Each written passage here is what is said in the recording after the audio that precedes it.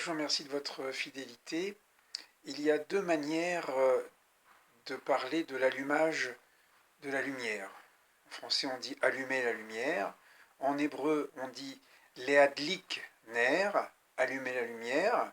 Ça peut être la lumière d'électricité, d'une lampe. Ça peut être aussi, bien sûr, la lumière que nous allumons avant le Shabbat ou les fêtes, et la bénédiction, béni sois-tu éternel notre Dieu, roi de l'univers, qui nous a sanctifiés, distingués par ses commandements, et nous a demandé, leadlik ner shel Shabbat, d'allumer la lumière du Shabbat, et Hanouka, leadlik ner Hanouka, la lumière de Hanouka.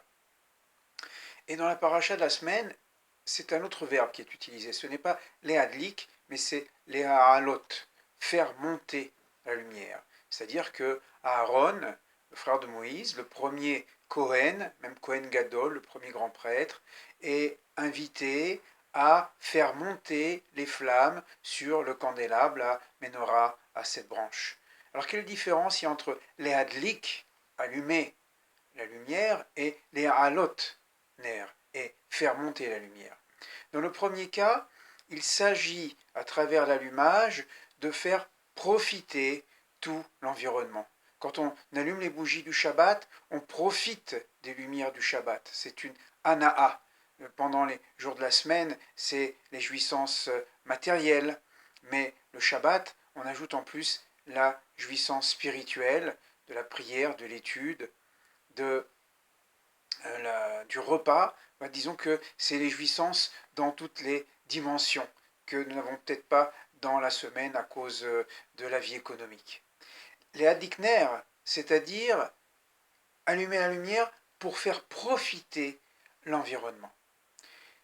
Et bien sûr, également, lorsqu'on veut allumer la lumière, il fait nuit, et voilà, comme ça on va pouvoir profiter de la maison, on sait où sont les lieux, les livres, la table, etc. Tandis que les halotner, faire monter la lumière, cela signifie qu'on a souci de la lumière elle-même.